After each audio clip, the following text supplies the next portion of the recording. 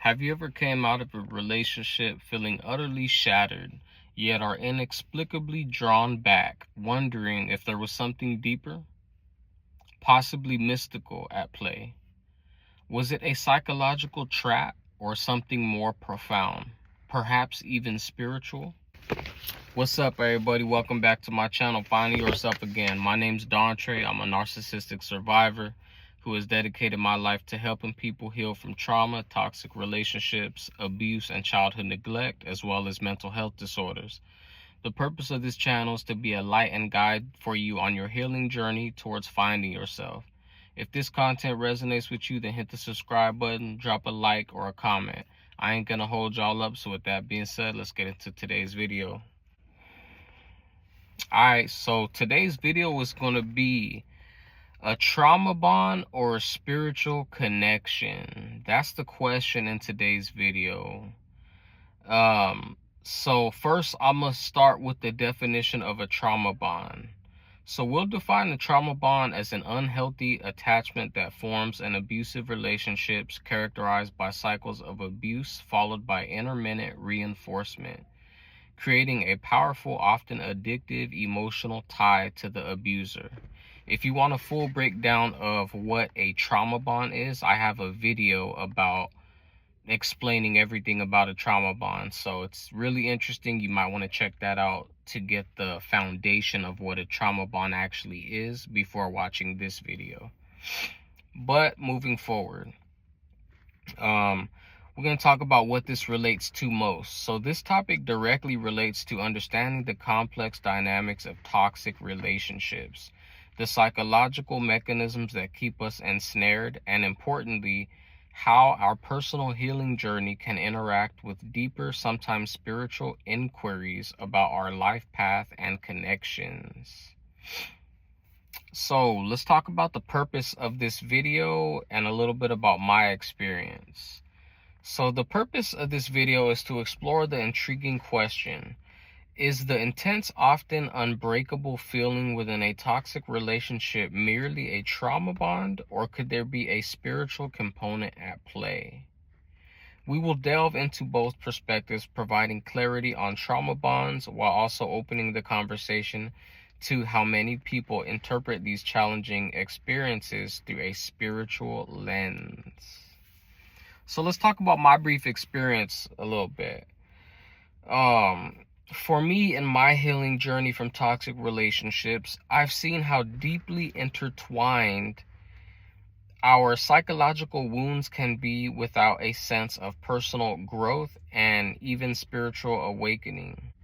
In my healing journey from toxic relationships, I've seen how deeply intertwined how psychological wounds can be with a sense of personal growth and even spiritual awakening. The intensity of these bonds often forces us to confront aspects of ourselves and our history that we might otherwise ignore, leading to profound self-discovery.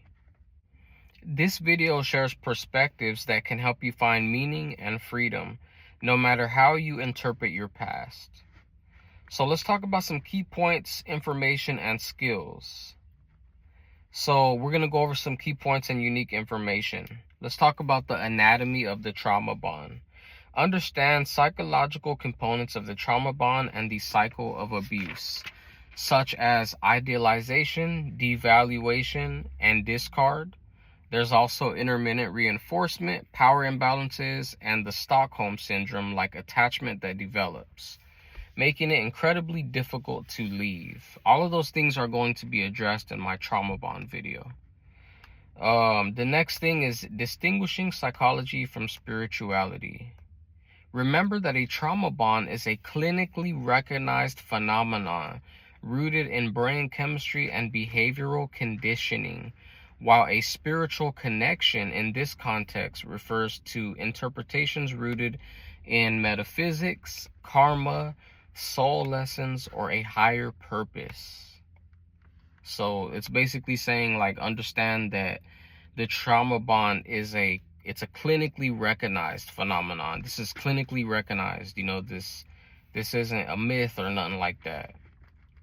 And there's also some people that have this spiritual connection to it that could be rooted in metaphysics or karma or soul ties or a higher purpose, like I was saying.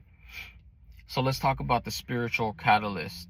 Some people believe that highly challenging relationships can serve as a powerful spiritual catalyst, forcing them into deep introspection, increased spiritual practice, or a re-evaluation of their life's purpose, ultimately leading to significant personal and spiritual evolution.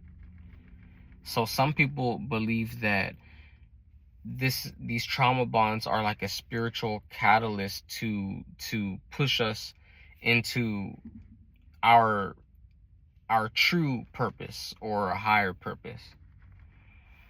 So next we're going to talk about unconscious patterns and higher self. So understand that both psychological and spiritual perspectives suggest that unhealed parts of ourselves may draw us into certain relationships until a lesson is learned or a pattern is broken. And that makes a lot of sense to me. And like it just said, this goes for both spiritual and psychological perspectives, right? They both believe the same thing. There's unhealed parts of ourselves that need to be learned, or they need to be broken, and they need to be remedied, so regardless of what your perspective is, the root is unhealed parts of ourselves. So let's talk about the dangers of spiritual bypassing. Be careful using spiritual beliefs or explanations to bypass the necessary psychological work of healing from abuse. You first want to address the psychological needs and realities first and foremost, because these things need to be done regardless of your spiritual beliefs, right?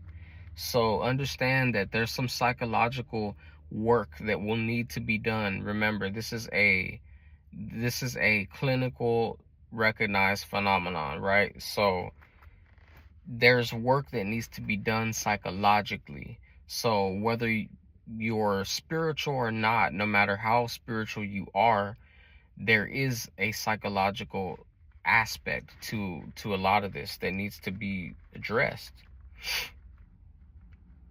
God isn't gonna change all of this just you know what I mean? Like, I'm spiritual myself. I believe in God, but I don't believe that God is gonna just change everything, and I don't have to do any work. I don't look at life like that.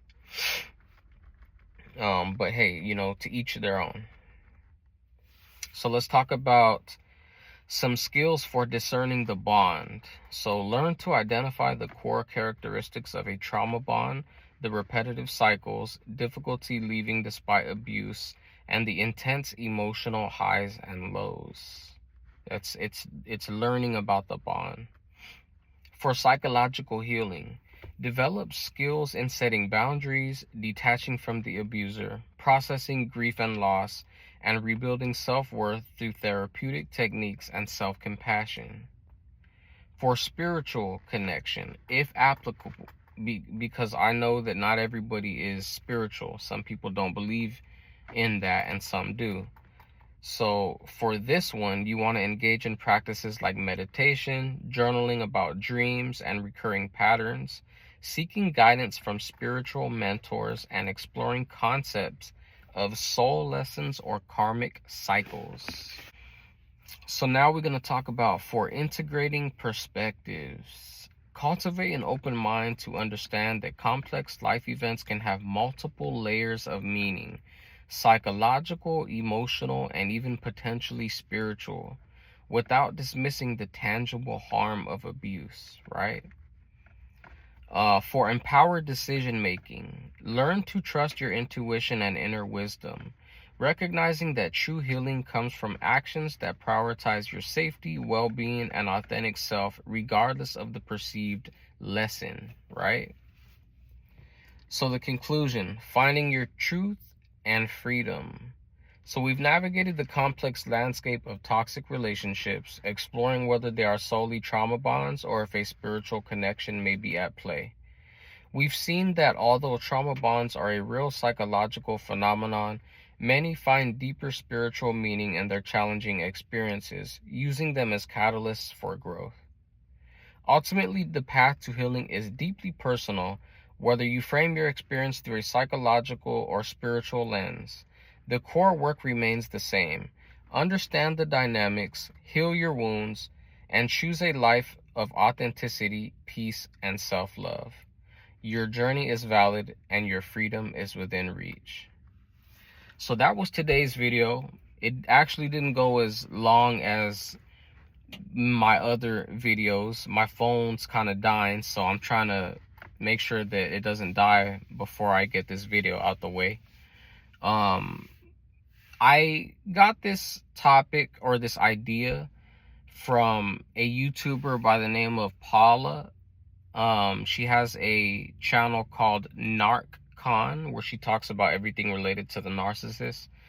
And you know, I'm tapped into all of this stuff. You know what I mean? Like anybody that's ever made content about, you know, narcissists or abuse, childhood neglect, trauma, like I'm CPTSD, I'm tapped into all of that. You know, so whether it's books or podcasts or whatever content I can literally find, I'm consuming it, you know. And I just wanted to say, you know, Paula, you probably won't watch this video, but I want to thank you for your help. You know, on my journey, I've gotten a lot more spiritually close and connected, you know, to God, and I have my own relationship with God, you know, and it has opened my mind to different perspectives about mental health and trauma bonds or things of that nature, you know. I don't solely see them as psychological anymore. There is a lot of times where I question if there's a spiritual aspect at play, you know. So this video isn't meant to persuade you to change your belief, right? It's only meant to give you another perspective on what may be at play, and who knows, maybe that can provide you with a different mindset or different tools that you can use in your life, right? So that's it, man. That was the video, trauma bond or spiritual connection. I'll be dropping it sometime later today. And yeah, thank y'all for rocking with me. I'm rocking with y'all. Make sure you're taking good care of yourself, practicing radical self-care, self-acceptance, self-love, eating healthy foods, exercising daily, and on the route to finding out who you truly are. I'll catch you guys on the next video. Peace and blessings and much love. Bye.